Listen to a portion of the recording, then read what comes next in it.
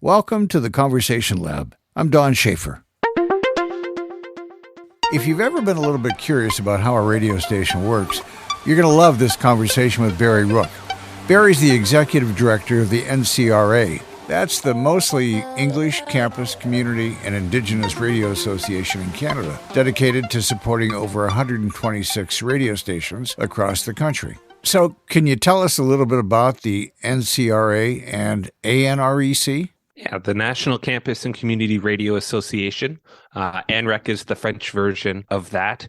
Not properly translated, if I recall correctly, although I'm unilingual myself. As an organization, we've been around since 1986. We currently have 126 radio station members. These are all independent, not-for-profit radio stations. They either have a campus or community radio license, or have an Indigenous license, or are working towards one of those. The real premise behind it all is the classification under the CRTC is really about volunteer-driven, not-for-profit radio stations. So we're a collective of those. The organization itself got started before 86. It actually started with our national conferences back in 1980. So we've had more conferences than we've had years. And we're excited to have our 41st conference this coming year in Calgary. So as an organization, we're really here to try to help radio stations do what they do, which is serve the local community. So for us, providing information around training and educational options, things like lobbying and advocacy, which I'm sure we'll touch a bit more about. We have services. So we have a music distribution portal. There's over 26,000 songs from Canadian artists available for radio stations to access. And that's growing by about 200 a week. And that program also has a syndication distribution system. So there's about 50 radio stations or radio shows that are syndicated on a weekly basis as well. So those are just a couple of the things that we do. And our job is to try to help radio stations do whatever they need to do to hopefully not just survive, but thrive and support the communities that they service. I was on your website, and you've got quite a roster of well-known people that have volunteered at stations across the country over the years. Any stories you can share or observations? Yeah, we're really sort of a starting place for a lot of individuals and people that have gone on to very famous spots, whether it's media backgrounds, radio specifically, or into things like arts and culture, creating festivals, etc. So there's a list on our website. It's quite a few pages long of alumni. And, you know, people like Sheila Rogers was our recent guest at our past National Awards show. Bob Cole is alumni, Adrian Arsenault, Dan Aykroyd, Joe Bowen. They're all examples of individuals have sort of come through our sector in one form or another. And I would say quite a few members of Parliament and those in the Senate also have a background in media. And at some point, you've probably touched on one of those sort of places and spaces before. So it's great to see all of those individuals that have come into the sector through what we do to go on and have some really strong careers, but also sort of the opposite too. As people retire from commercial broadcasting or in different ways, they tend to find their way back to campus or community radio stations because, you know, the radio is so much ingrained in them that when you have a bit of free time, well, what better to do than spend that free time talking to others about what you love and what the community offers and so on. So we see a lot of people sort of work their way back into the sector as well, which is great. I read somewhere that you started at a community radio station at 15. Can you tell us a little bit about what called you to radio then and now? Yeah, I got started at CFRU at the University of Guelph radio station, Radio Griffin there when I was 15. The short answer of it was I was making music under a name called DJ Amps. And a friend of mine in Toronto said, hey, DJs don't make music, they play music. Why don't you come play music on my radio show? I thought that was great. My mother thought taking a train or a bus to do a radio show that started at 11 o'clock at night in downtown Toronto on my own was not really a great idea. So he suggested I look into the local radio stations because there were stations all over the place. So I hadn't really had any exposure to radio from there. 2 weeks later, I launched my own radio show. And I did that show for close to 20 years. It still lives on. It's over 1,000 episodes. It was syndicated on about 30 stations across the country, and really happy that a different friend of mine from Toronto, Sean Savage, now runs Amplified Radio and that network and keeping that alive. So why do you still do it? Why do I still do radio? Yeah. Easy answer is great people. It's a place where I've had a lot of opportunity to experience a variety of things. So I went to school for radio TV broadcasting out of college or out of high school. It was, do you want to get into accounting or radio? And I didn't really love money, so I went into nonprofit radio and, been doing it ever since, but really happy to the fact that it's all sort of circled back. So I never was very, good in, like sales or on-air personality or any of those sort of angles. But what I think I've been strong with is the ability to bring people together and help to support what others do. So as an association, that's a lot of what we do. And it makes it for a very rewarding day to be able to talk to people, to be able to help out at the local level, at the national level, and really give often a place for people who don't normally have a voice to be able to share their stories, whether it's something they're passionate about, like music, something they're fighting for, like social issues, or even just a place for people to come together and talk about what they can do for their community and develop and grow their community in dozens of different languages all across the country. It's great. So I'm curious, what's the hardest part of your job representing 126 radio stations? Besides the fact that it's a very under capacity sector in the sense of capital, I think the hardest part that we have is trying to get known and recognized and respected for the work that we're doing. That's changed a lot since I got started at the NCRA. When I started here in 2015, we were relatively unknown. We would talk to a member of parliament or someone else, and they go, "Oh, so you're the late night hippie B-sides at 2 a.m. type group." And that's sure, there's a little bit of that. But in reality, many of the areas and the groups that we service and support are often the only source of news or information in their local region. So it becomes really critical to be able to help support it and sort of grow all of that as well. Can you talk a little bit about how you see the difference between the private sector and the public sector? Yeah, that sort of leads into a lot of the changes that has happened in Bill C-11. And I'm sure we'll talk about that in a bit. But radio, thanks to a gentleman named John Harris Stevenson back in the 80s when the last Broadcasting Act was updated, had 3 pillars of broadcasting. John Harris Stevenson did incredible amount of work within our sector to help get ours recognized. And in the Broadcasting Act, it literally says there are 3 pillars: commercial, public, and not-for-profit, community-based driven programming. Beyond that, there's nothing else that's in that act. And as of today, because Bill C-11 hasn't changed, the Online Streaming Act hasn't reached royal assent yet, that's still the case. We are simply a 1 or 2 words in the whole thing. That has changed with the work that we've put into place, and it has sort of recognized our value and our importance.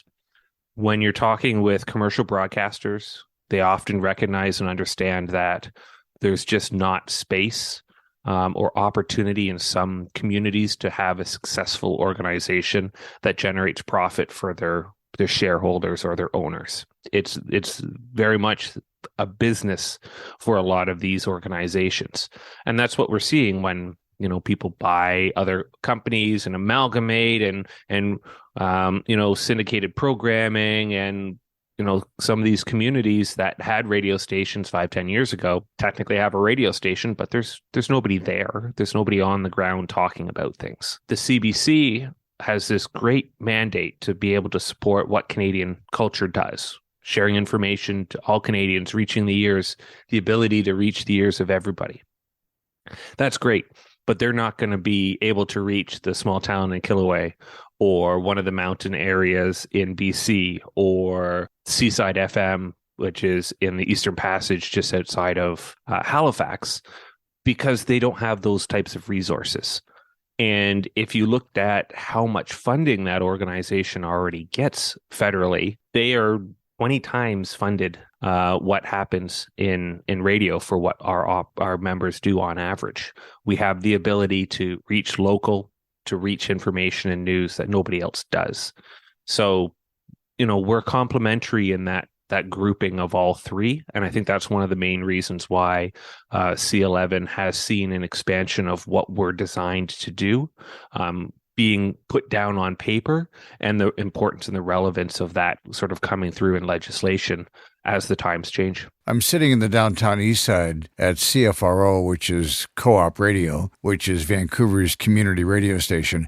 Is there a difference between what we do or how we're licensed and how CITR, which is the campus radio station at UBC, is licensed? In the CRTC's eyes, there is very, very little difference. The only difference between the two is that a campus station is almost always funded by students or student fees, not all the time. Sometimes the universities or the colleges pay to have a station operational in the way that it does, so that they have services for the community and learning opportunities and so on. But in general, there's just that small difference there. Commercial campus stations have a restriction for what they call hit music. So only 10% of songs can be popular songs. Community stations don't have that restriction. That was designed so that student associations didn't sort of come in and just make their own, hit music radio station. There's already people competing in that angle. That's not what they want. They want another alternative. And then the amount of involvement from the university or the college in the faculty and the staff side of things is also there. So that on the board of directors, there's a mandated requirement to have not only community members, but have students sit on the board and have faculty sit on the board. So the combination of how the board of directors, which is the volunteer governance of the organization, is composed is different. Beyond that, they hold the same sort of principles around what their goals are, how to support communities and so on. It tends to be that some campus stations are a little bit more on the programming side. They're a little bit less focused on an overall sound and more focused on trying to get as many voices of different sort of experiences on the air at the same time to share those stories. So, in a community where there are no radio stations, you'll find a community station that in many cases sounds very similar to a commercial radio station. They're trying to provide a service for everything there. They're trying to get as many listeners as possible, share the news, advertising opportunities, etc. You look at downtown Toronto Metropolitan University, there's a lot of opportunities for you to consume radio in different ways. But what you don't hear are voices from Syrian refugees that have their own radio show. There's not a show that's from, the University of Guelph radio station that focuses on Latin American communities, where more people listen online than they do down there than they do in person in the broadcast range. CHRY Vibe 105 has an incredible online stream with a urban alternative flavor, which again, there are no commercial broadcasters in the country that play that type of music. So often those campus stations are able to provide some really unique and niche programming because nobody else does it or wants to do it. Can you talk about stations that maybe stand out for the work they do? One that comes to mind for me is CKUA. You could name a province and an area, and I can tell you something unique about each and every radio station. They all have their own sort of fit into where they are. You mentioned CKUA, interesting example. They are a charitable organization with a commercial license, so they don't even fit into the campus and community model. I did not know that. I always thought they were part of the University of Alberta. No, they've always been that sort of network broadcaster. Okay, good to know. So if we're looking at, let's just take Calgary for an example, CJSW is the University of Calgary radio station, incredibly popular in their area, even though CKUA has their main headquarters in the city. Well, there, and they split between Edmonton. But we have, a tiny little station in Nanton Alberta, which is located about half an hour outside of the city, that's just getting started up, right? And their focus is a lot different than what the CJSW does, but they all have really valuable importance to it. I'll give you another little example. In Montreal, there is the station at McGill, has a focus on sort of spoken word, social work, community development. CJLO at Concordia, their focus is a little bit more on the music side of things. So they're complementary to each other within a community that has such a large amount of diversity around it. So there's a lot of those little bits and pieces. We've got radio stations that are located in railroad cars. We've got radio stations that are located in the Lower East Side of Vancouver in very... Like ours? Right? Yeah. We've got radio stations that are, connected and are the only ones broadcasting local live information all across Newfoundland. And, there was a story that came out about a year ago. All the commercial radio stations no longer operate in Newfoundland outside of St. John's, except our 5 stations. So even that is an important connection to the community that we can service. There are radio stations in Corner Brook and other spots, but they're just relaying broadcasting information and programming that comes from the capital city, as opposed to talking about what's in their area. So it's really a mix of all those different types of things. And as you sort of go from station to station, it's kind of like kids. You have your favorite. So what's the magic of those stations? Is it the local participation that holds it together? It's exactly that. It's I had a morning show and I talked about what was happening with the mayor because I went to a city council, or we heard the discussion and there's these new changes that are happening.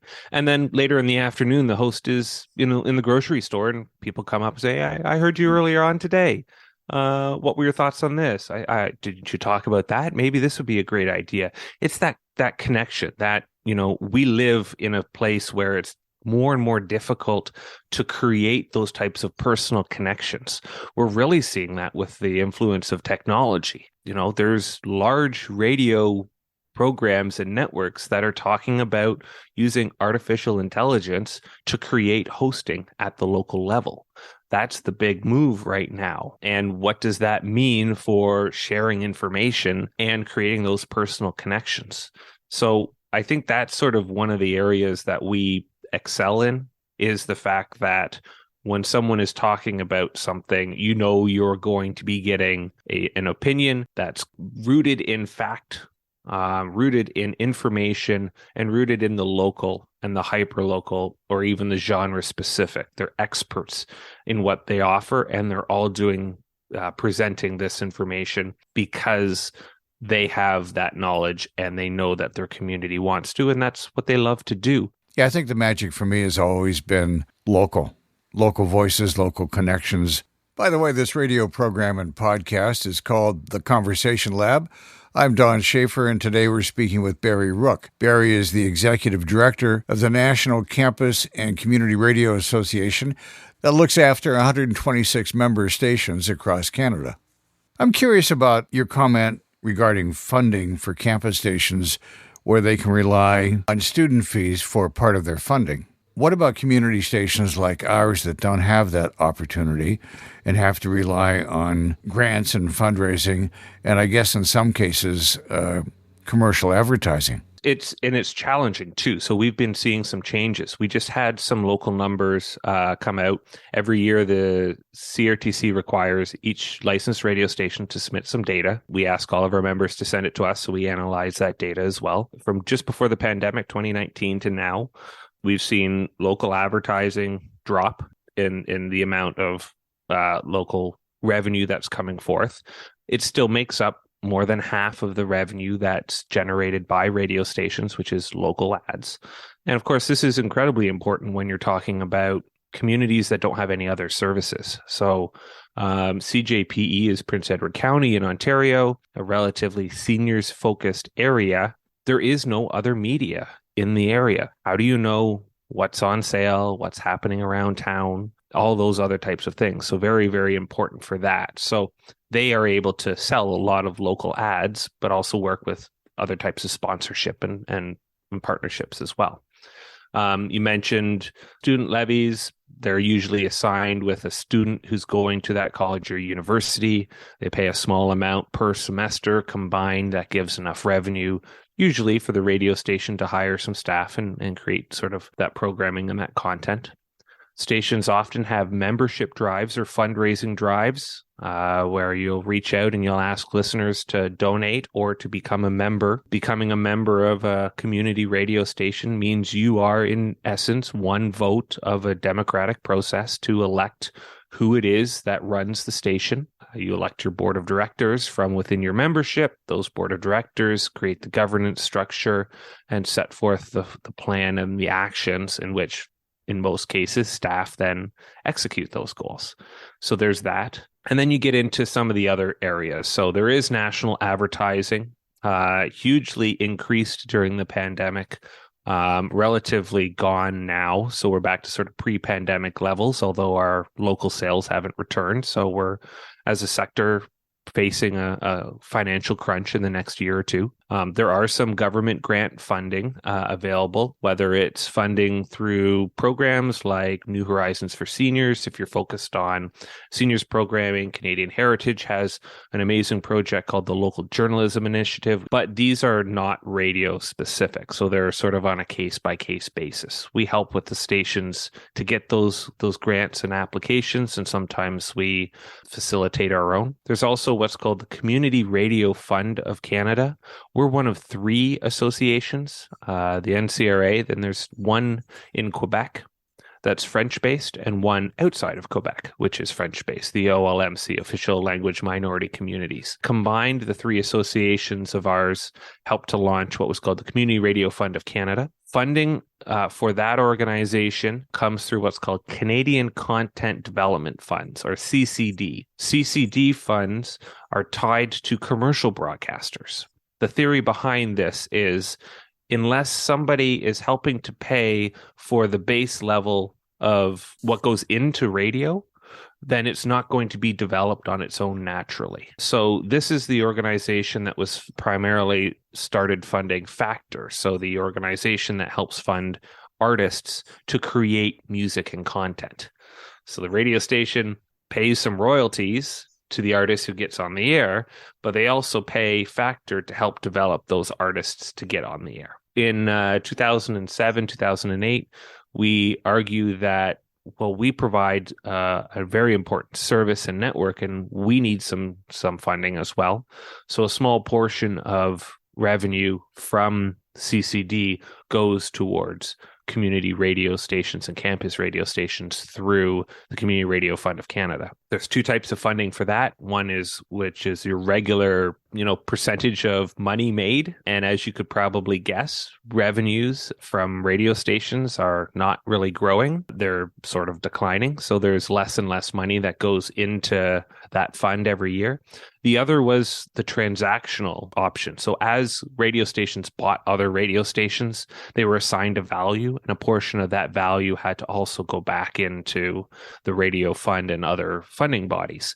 As you could guess, there's not many independent radio stations anymore. And even the Shaw-Rogers merger didn't result in any additional funding coming to the Community Radio Fund of Canada. So that organization is working on trying to further find funding, because it is in a timeline that would see it essentially cease to operate by 2030 at this time.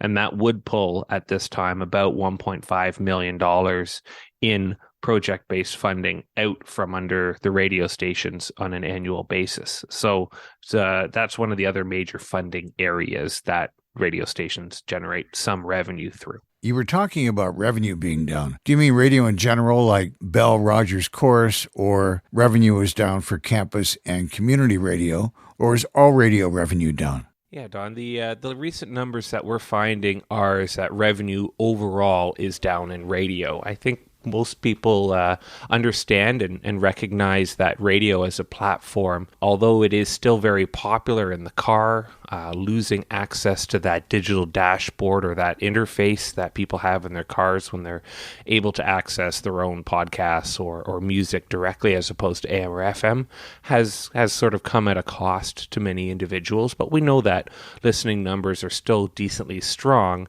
and online streaming and podcast numbers are very much growing there as well. So what does that mean for groups like the commercial broadcasters? It does mean that their revenues are down. Pandemic impacted them the same way as it did with us. Often local advertising dropped dramatically.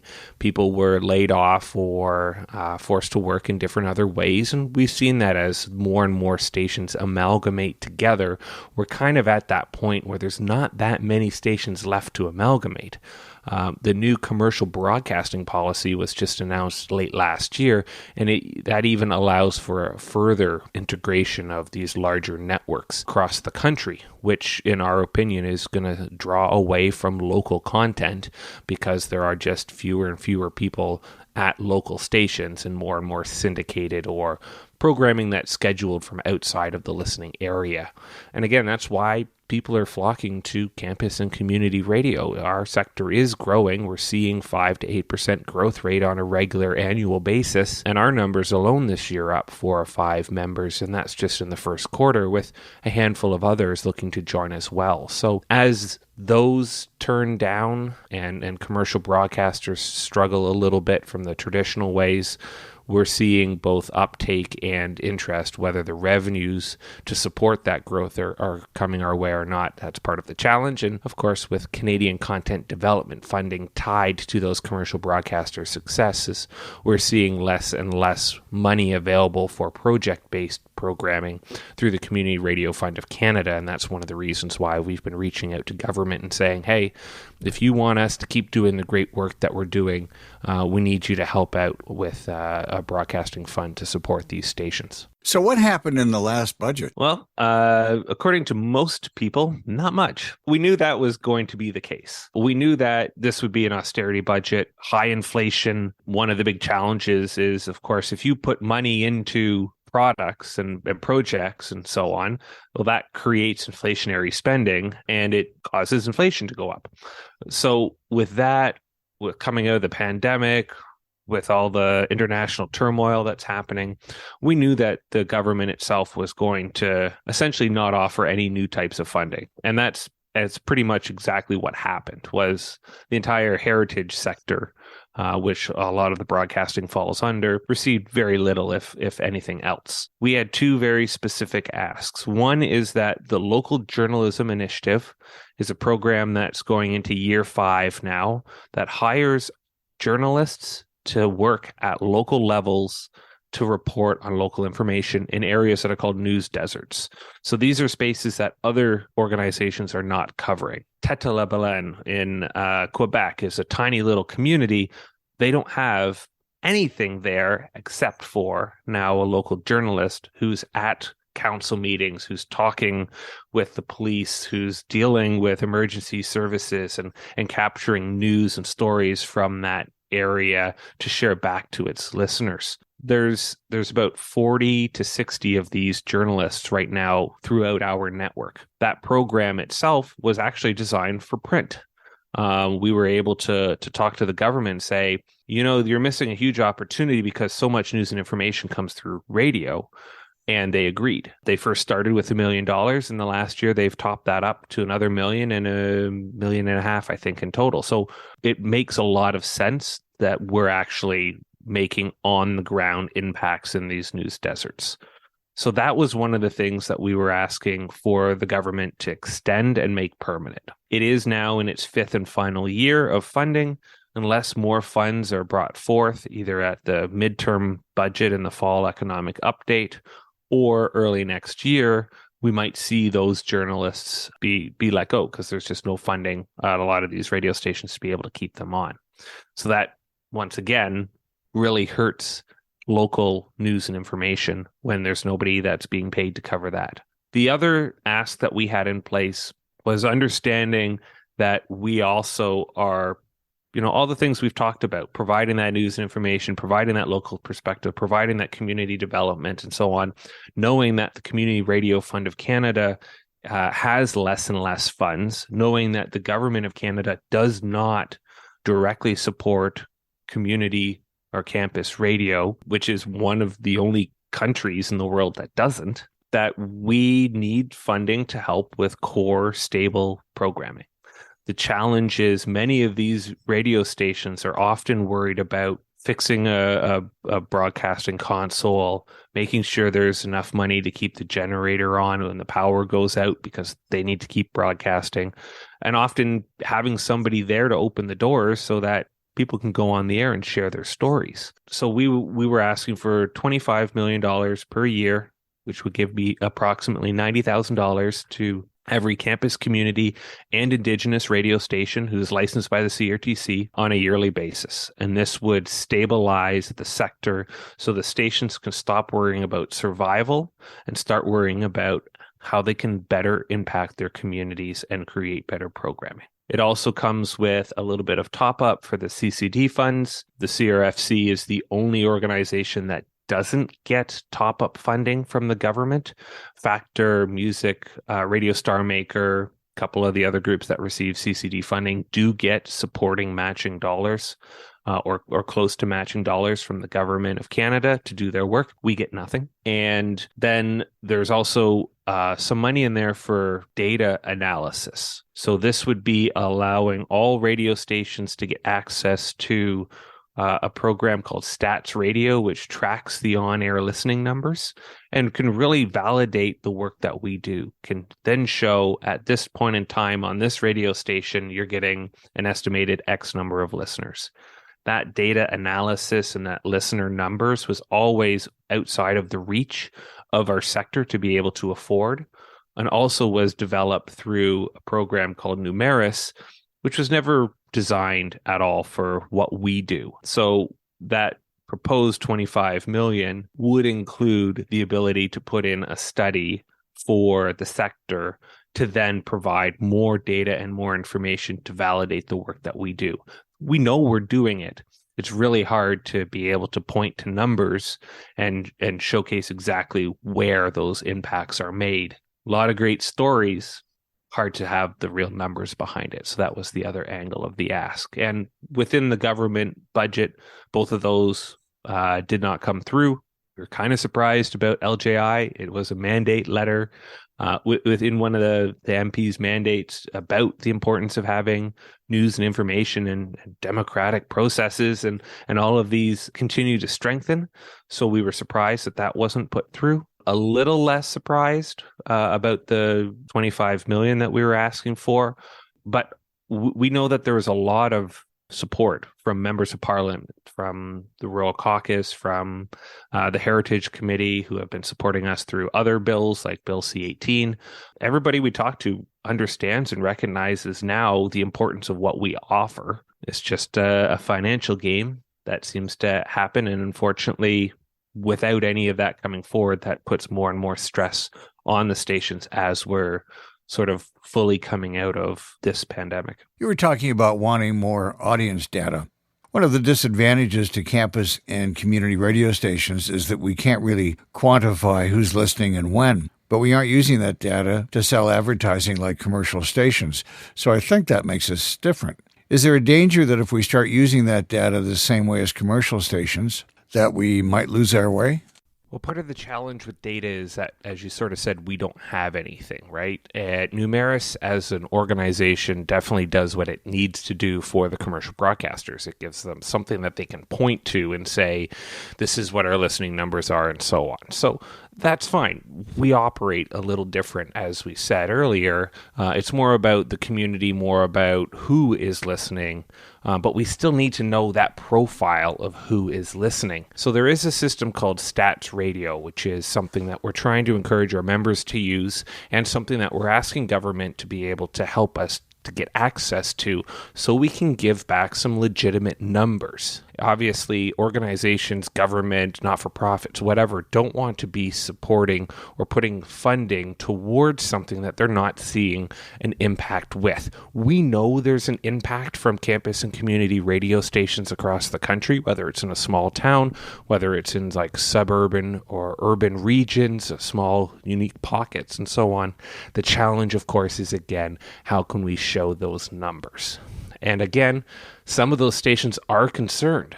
Does it mean that if we only have 7 listeners, are we actually doing what we're supposed to be doing? And what I turn and say to those stations isn't it better to know how many you have? And there's a starting point so you can adjust and get better. It doesn't have to be sold the same way. Advertising for our sector, as you said, is sold sort of differently. And I don't see that changing, but knowing who your listeners are is going to be able to help not only the stations themselves make better decisions, but also us at the national level and those who fund everybody a little bit more information. You know, it worries me because our station, like so many other community stations, are really hanging on by our fingernails and the good work and commitment from so many volunteers. So I'm curious, with less funding available, what can stations do? What kind of initiatives have you seen across the country that offset the lack of federal funding? There's a handful of creative ideas when it comes to partnering and working with organizations. Whether that's connecting to local or regional groups to try to share more information and sort of get the word out about those different types of programs. There's a handful of stations that are working with the local community foundations and so on to help with that. Obviously, on the music side of things, there's connecting with festivals and artists. Stations are converting some studios to podcasting studios or recording studios, just different ways and to try to develop more funding opportunities. One of the really interesting pieces of information, like I said, that we haven't fully announced yet, but we're working on putting out a press release on, was that staffing at radio stations for the total number of staff from pre-pandemic to now has actually gone up by about 25%. However, compensation levels paid for staffing has remained the same. So what that means is that there are more part-time staff and less full-time staff, or there are more people getting paid less to do the work that's happening. And this is offset by approximately 40% reduction in volunteers. So when the pandemic hit, stations lost around 2 out of every 5 volunteers just never came back. So they're now working with a lot less volunteers and a spread out and more thinner staffing model as well. So it's not just, CFRO or some of the small stations. We're seeing this across the board and the network, and we're even seeing this across sales and advertising opportunities.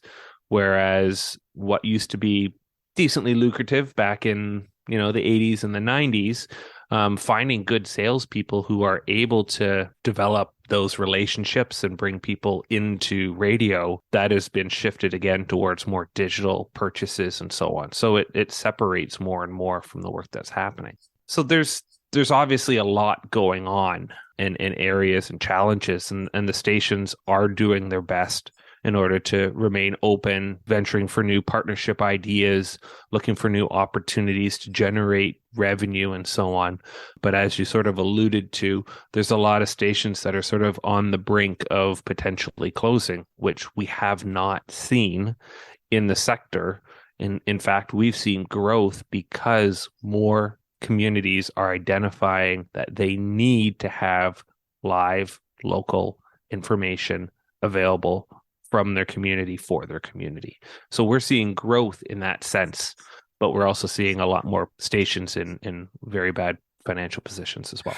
Well, it just means we have to be more creative. And we are. And that's one of the advantages. We're not restricted by the work that, the big boss from up above says, or the head of CBC says, we're going all digital in 10 years. Let's change our platform and all of that. We have that flexibility to do what we need to do for the community. And that's great. I'll give you an example. In Sackville, New Brunswick, the radio station there has embraced podcasting to the sense where not only do they have their radio station, but they also have a community podcast network. So the station reached out, found everybody who makes a podcast in that community, and has brought it all together into one space. So if I want to learn about what's happening, regardless of what the theme or the format is, anything that's in my area and region is all available in one place, whether it's live on the radio, on demand through the listen back options through the radio side of things, or on a podcast that I can take with me as well. It's all there. So those are an example of one of the communities who's really saying, well, let's embrace technology. Let's embrace the way people are consuming media now, and let's take a step forward and go that way.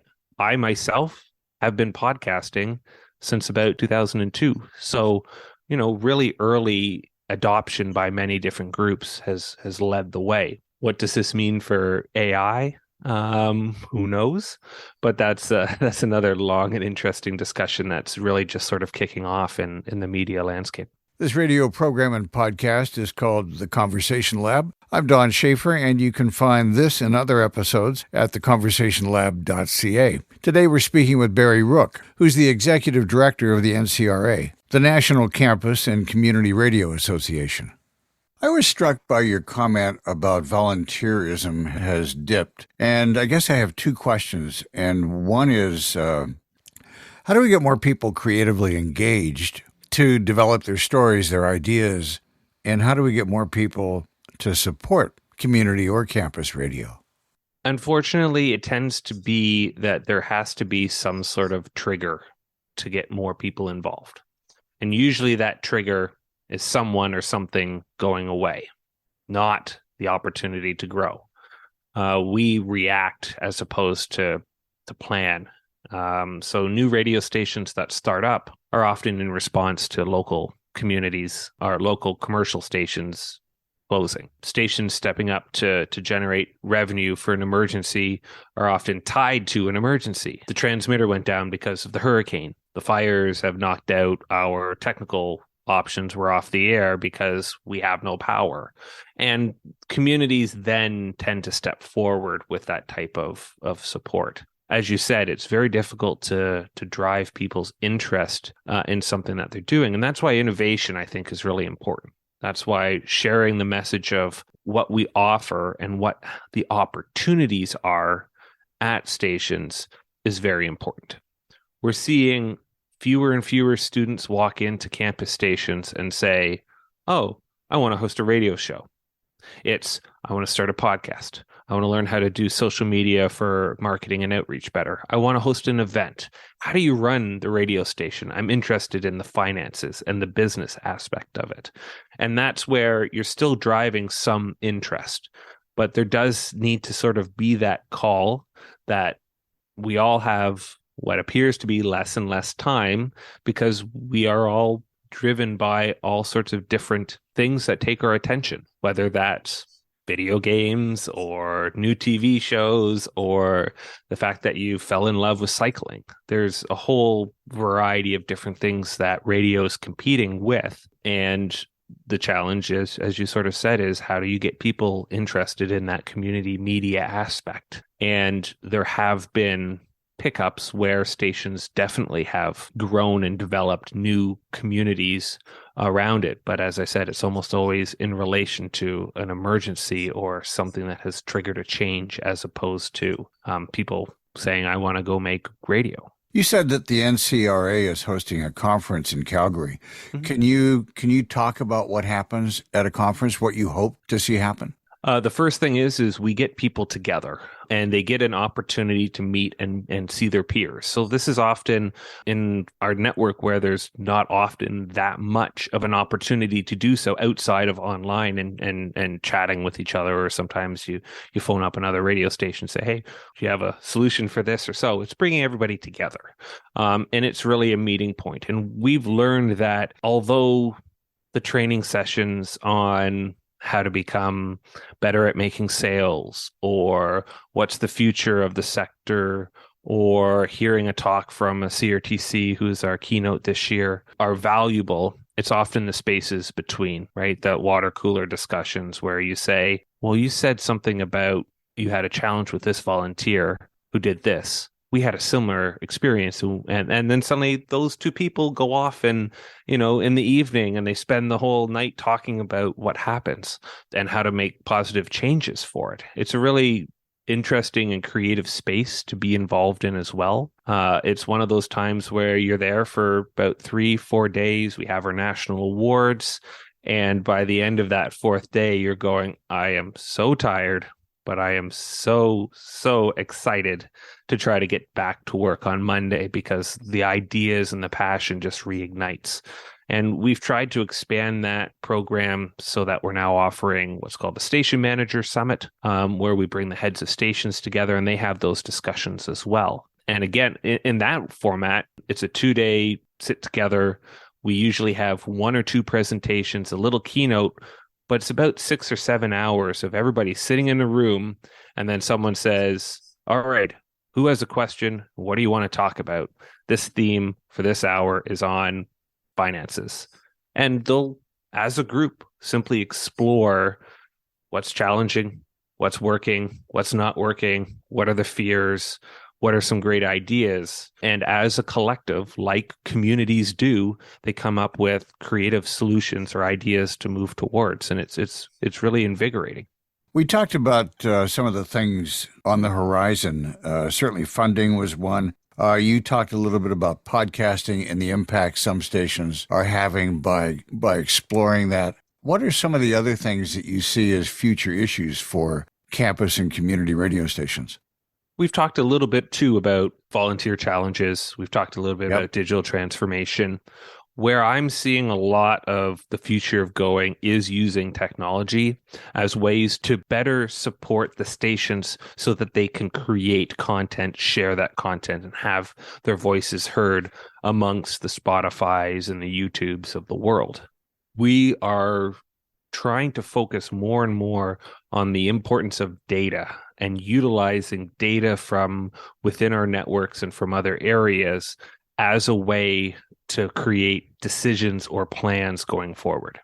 So, for example, listener numbers, statistics often scare radio stations. They're concerned that, my afternoon show has 7 listeners, says data. That is a possibility. It's most likely under what you think it is. And it also gives you ideas and options to how to be able to expand upon that. So I think data-driven solutions is a lot of where we're looking at in the future, whether that's technology that helps you get content or distribute content or share information about that content back to who gave it to you. As someone who was doing syndicated radio shows, yes, I knew my show was on 30 stations and I could estimate a listening audience. But if I actually knew which stations were playing it, how many listeners were happening, I could then, as an artist, figure out, should I be going there to travel? Oh, this song seemed to be way more popular than that song. Maybe I need to shift how I do some of my own music production. As an advertiser, this type of ad campaign worked better than that ad campaign. Why? Because more people went to that concert. And when we ran it at night versus, in the early mornings, those types of data and information points to make decisions, I think are becoming more and more important for the sector as we figure out where we are going in the future. What kind of changes do you expect at the CRTC or with the Broadcasting Act? Interesting changes. I think that the flexibility of what they're hoping for with that process is going to allow organizations to better operate so that your conditions of your license are there. So it's a lot less worried about, are we going to get our license pulled or this or that? The answer is, well, we need to work towards doing this and keep doing that better. We think that there is going to be more changes. The discussion around Canadian content has slightly changed and is still open for discussions. The Canadian content development funding was specifically set aside until after the Broadcasting Act was run through. So the CRTC will have to sort of circle back to that. We also know that there is going to be this discussion around content whether how it applies to non-traditional broadcasters like online and so on. That's through C11 and through C18, around news and information and access and organizations and companies like Google and Facebook paying for the content that is on their network that they get for free through broadcasters or others. It's called the Australian model. We're not going to go into that discussion. But if you want some interesting, to see how big companies and big business pushes back for news and information, those are all things that are in the forefront. That when the Broadcasting Act in 1990 was passed, there's no idea that those discussions were going to be there. So I think we'll see changes in the landscape, changes in technology. Those are going to impact the operations that the CRTC does and the realm in which it oversees, which is an interesting space to be in because they're, as an organization, historically underfunded to do the work that they need to do as well. So it's there will be obviously some changes. I'm hoping we won't see commercial and for-profit organizations try to take advantage of any, loopholes and so on. I expect that to happen, but I'm also hoping that people continue to recognize the importance and value of what our sector provides at that local level when those services just aren't available anywhere else. We're mostly talking about campus and community radio stations. With the new technology, and knowing how onerous the licensing process is to apply for and get a radio station, why would you go through that process and not just go online? We're seeing more of that happen. We're seeing more and more community organizations come together and say, we need a voice to be able to be heard. However, I have no interest in being licensed by the CRTC because I can be heard through digital technologies, whether that's online streaming, podcasting, etc. We have a couple of community radio stations that just joined the NCRA that have no goal at all to get that license. So what does that do for them? Well, they still have to follow copyright rules. They still have to pay for copyright tariffs to be able to put on the air, etc. But what it doesn't mean is they don't have to meet requirements through Canadian content levels, through broadcasting, etc. They obviously can't be putting forth hate speech and all of these other types of areas that, the CRTC licenses and oversees. But these stations and communities already understand the importance of making sure that there's those options and that's covered. That democratic process is covered. So it just becomes slightly easier to set something up. Where we design our line is around individual expression versus a collective community. So in order to become a member of the NCRA, you must have a not-for-profit designation, whether it's a society or a not-for-profit incorporation, depending on your province, and you must have volunteer access to the airwaves. So you can't just, you and two friends start up a for-profit company and start broadcasting and say whatever you want to say. That's where we've got that divided line. That's where a lot of C11 on the government discussion was happening, was what is that line? Because they were concerned that some of these new requirements from C11 were going to take away personal freedom of expression. The government was going to come after you because you said you didn't like X, Y, and Z, and they're going to take your license and they're going to steal your computer and they're going to throw you in jail. And there's a lot of rumblings around those types of areas. And that's, I think, a bit where C11 and C18 are trying to create that dividing line. And that's, again, where we're seeing where we fit with that sort of process. And it's interesting, being someone that has been involved in not-for-profit for now 20 years, it's really interesting to see that there's just a different mentality on how organizations and people work and within that sphere.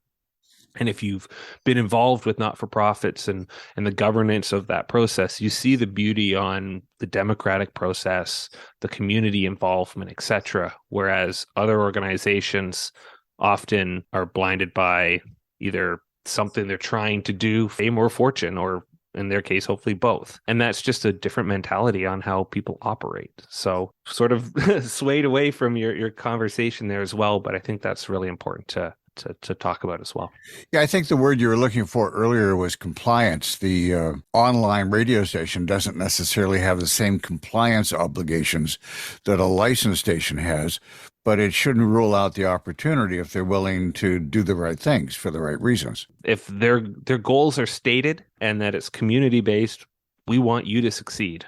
Yeah. And that's why we're encouraging that. And we're seeing more and more people, more and more stations who are online only joining our association because of the resources we have in those communities that we can help them reach better.